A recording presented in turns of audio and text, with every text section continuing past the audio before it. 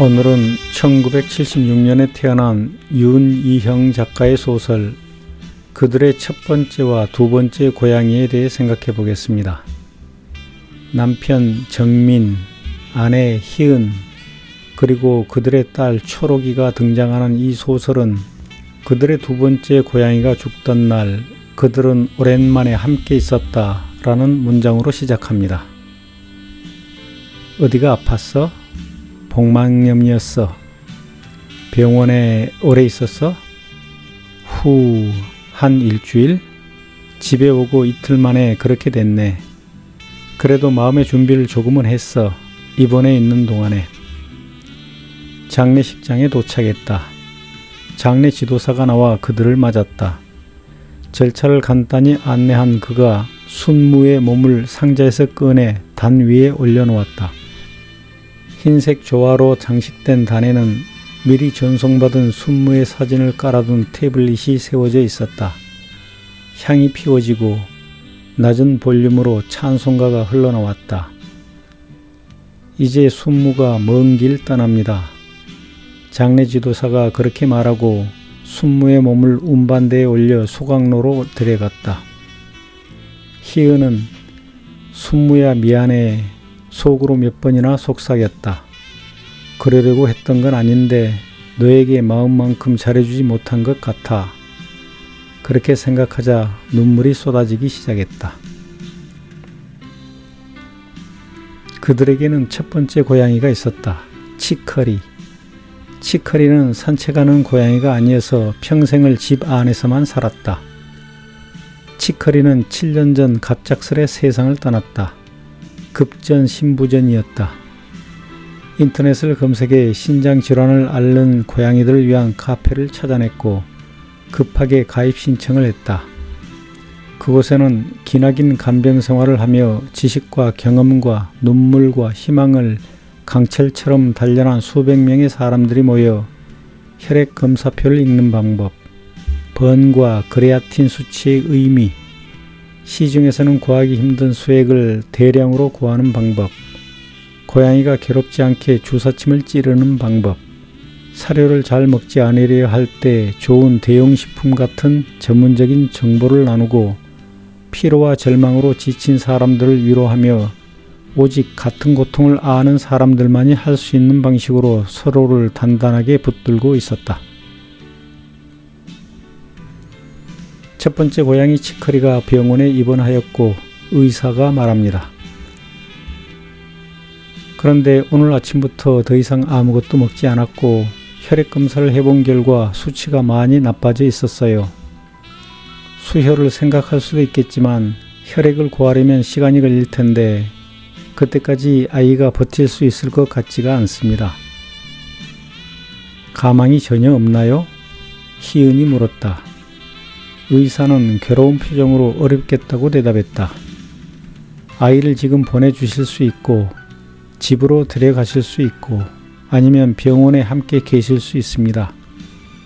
희은의 얼굴을 보며 그가 말했다. 사실은 아이가 몇 시간 전쯤에 이미 숨이 끊어져도 이상할 게 없는 상태였어요. 그런데 보호자분을 기다리면서 최선을 다해 버틴 것으로 보입니다. 지금 살아있다는 것 자체가 기적입니다.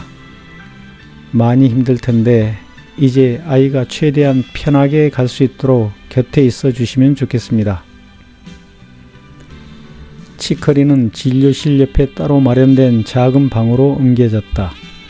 소파가 하나 있고 선인장이 심어진 조그만 화분이 구석에 놓인 반려인과 동물의 영원한 작별을 위해 마련된 공간이었다. 의사가 들어와 숨이 멎은 고양이를 안고 검사실로 들어갔다. 심폐소생술이 시도되었다. 부질없었다. 잠시 후 의사가 다시 한번 희은을 향해 깊이 고개를 숙였다. 그 죽음이 모든 것을 바꿔놓았다. 희은은 그때까지 어떤 죽음도 그토록 가깝고 강렬하게 겪어본 적이 없었다. 나는 이전에 올린 영상에서도 말했듯이 애완동물을 지나치게 의인화하는 것에 불편함을 느낍니다. 이 소설처럼 애완동물의 죽음이 사람의 모든 것을 바꿔놓을 수도 있다는 가능성에 두려움과 거부감을 느낍니다. 작가는 이렇게 적었습니다. 치커리를 아는 사람이 적었다. 치커리가 이 세상에 존재했었다는 사실을 아는 사람이 너무 적었다. 고양이 치커리를 아는 사람이 적었다는 사실이 왜 중요할까요? 그 고양이가 같은 종인 다른 고양이를 모르고 다른 고양이들과 희노애락하지 못하고 살았다는 것이 나는 훨씬 더 슬픕니다. 이 소설의 주인공처럼 자기 만족을 위해 죽을 때까지 가두어 놓고 고양이의 본성을 말살한 인간들을 나는 좋아하지 않습니다. 동물을 가두어 놓고 장난감 취급하는 이기적인 인간들은 자기 희생과 상대에 대한 자유를 부여하는 것이 진정한 사랑이라는 것을 알지 못합니다. 작가가 초록을 임신한 희은에 대해 말하는 것을 들어보겠습니다.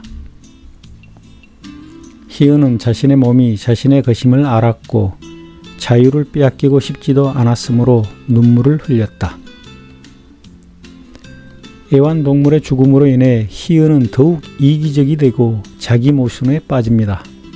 정신병 환자가 되어버리지만 자신이 정신병을 앓고 있는지조차 모릅니다. 정민은 희은의 폭언과 욕설을 들었고 던져지는 물건들을 묵묵히 맞았다. 용서를 구했으나 굴욕감이 온몸을 가득 채웠고 희은이 너무 심한 말들을 했기 때문에 마음의 상처가 났다. 치커리의 죽음이 희은 안에 있던 것들을 무서운 기세로 태워버렸다. 희은은 자신과 정민이 병든 상태에서 벗어나기 위해서는 제도라는 끈이 반드시 끊어져야 한다고 믿었고 결심을 무르지 않았다. 결혼 안에 머물러 있으면 그들은 계속 서로에게 서로가 질 수 있는 것 이상의 책임을 강요하게 될 것이었다. 여자는 남편과의 끈에 묶여 있다면 계속 책임을 강요하게 될 것이라고 말합니다. 그럼에도 불구하고 애완동물과의 끈은 계속 붙들고 사회적으로 강요된 책임을 기꺼이 떠맡습니다. 부부 사이에 강요된 책임이 병든 상태라면 애완동물에의 강요된 책임도 병든 상태임을 깨닫지 못합니다. 결국 그녀는 첫 번째 고양이가 죽고 나서 가족 제도를 부정하면서 남편과 이혼합니다. 나는 가치관과 성격에 큰 차이가 나는 부부의 이혼을 찬성하는 편입니다. 이 소설의 주인공처럼 자신의 정신병을 자각하지 못하고 치료도 하지 않는 사람과도 이혼할 수밖에 없을 것입니다. 이 소설의 마지막 부분에서 초등학교에 다니는 딸이 등장합니다.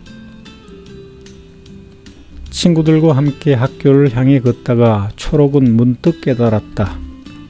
옛날 그 방에서 스피커를 통해 흘러나오던 말, 누군지 모를 남자가 씩씩거리며 속삭이던 말이 익소케이가 아니라 이스케이프였음을.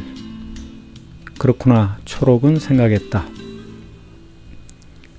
강요된 책임으로부터 이스케이프, 즉 탈출하는 것이 이 소설의 핵심입니다. 작가는 강요된 결혼 제도로부터 탈출하자고 말하고 있습니다. 그리고 나는 강요된 애완동물 집착증, 정신병으로부터 탈출하자고 말합니다. 또 작가는 이렇게 말합니다. 종종 가장 가까운 사람들에게 상처를 주기도 하는 사람임을 이제 희은은 인정했다. 하지만 나는 이걸 원했어. 이 삶을 원했고 지금의 나를 원했어. 희은은 생각했다. 희은은 앞으로는 누군가보다 나은 사람이 되기 위해서가 아니라 나쁘더라도 그저 자신이 되기 위해 살겠다고, 어려워도 그러려고 노력하겠다고 마음먹었다. 작가는 사람이 자기다움을 되찾아야 한다고 말하고 있습니다. 나는 그 말에 공감하면서도 다른 한편으로 실망합니다. 왜냐하면 작가는 애완동물에게 병적으로 집착하는 소설 속 주인공들에게는 그런 말을 하지 않았기 때문입니다. 주인공들의 사랑이 진정이라면 그리고 진정한 사랑은 자유라는 것을 이해하고 있다면 동물들도 동물다움을 되찾을 수 있도록 자유를 주라고 주장했어야 하기 때문입니다. 나는 이런 문장도 발견했습니다. 얼빠진 얼굴로 길에 가만히 앉아 있거나 한숨을 쉬며 울고 있는 젊거나 나이 많은 여자들을 보면 그런 사람들은 동네 어디에나 있었다. 자기가 사는 동네 어디에나 있는 가난하고 소외된 사람들에게 관심과 도움을 주지 않으면서 애완동물에게 돈과 시간을 퍼주거나 머나먼 타국 사람들을 돕겠다며 쇼를 하는 인간들을 자주 봅니다. 그들은 천박한 인간들입니다. 나는 그렇게 생각합니다. 감사합니다.